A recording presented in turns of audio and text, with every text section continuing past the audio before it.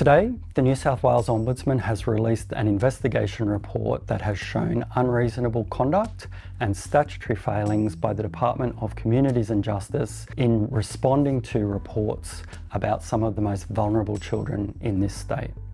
This report presents the outcomes of our investigation into the New South Wales Department of Communities and Justice, DCJ, and the way that it deals with ROSH reports. As the state's core child protection agency, the first statutory responsibility of DCJ is to receive, and if necessary to investigate and assess, reports raising concerns that children are at risk of significant harm, ROSH.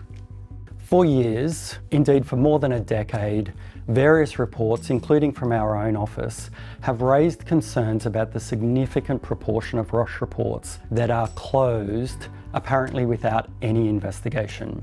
As recently as last year, we published data obtained from DCJ that showed that in 2023-2024, almost 2/3 of the ROSH reports it received were closed on the basis of resource constraints.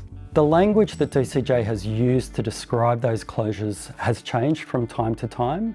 Until fairly recently, it would refer to closure due to competing priorities. More recently, it uses the language of NCTA, no capacity to allocate.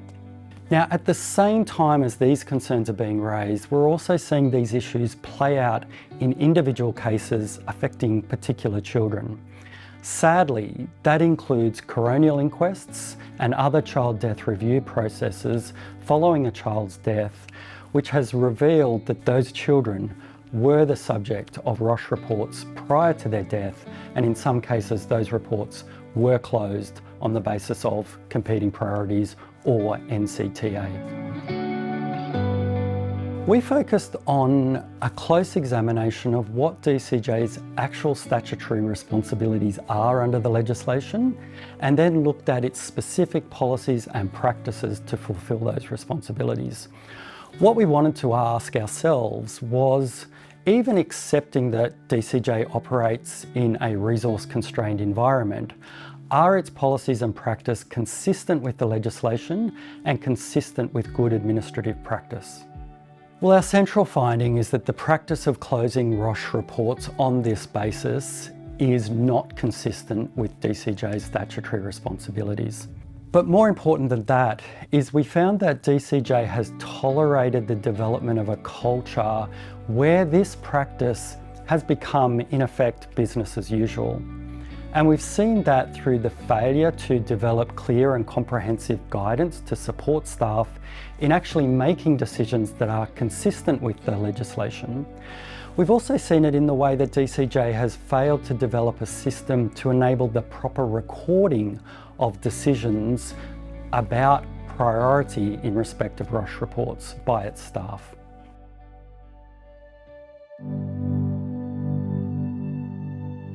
Our central recommendation is that DCJ must undertake a review and reform its ROSH and related policies and practices to ensure that they align with the legislation and to clarify and simplify decision-making for its staff. At the same time, we've also suggested to government that it consider looking at the legislation itself and seeing whether there are improvements that can be made there. Once that reform has occurred, it will also be imperative to ensure that staff are trained to understand and implement the new policies and practices.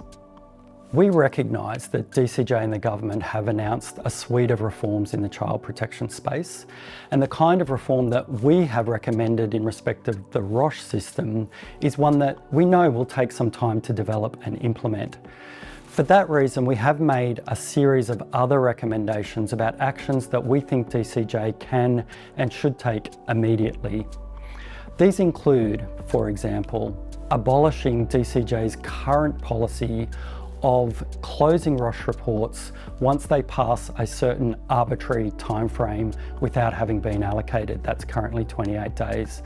We've also made recommendations about improving some of the guidance to staff, but particularly improving the record keeping by staff around the decisions they make to ensure that they're recording the risk considerations that they've taken into account and not just the resource constraints.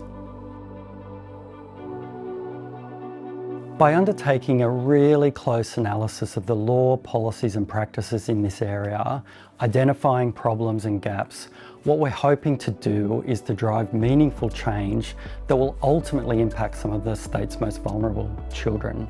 What we say is that the issues raised in this report cannot be discounted or accepted as simply the inevitable result of resource constraints.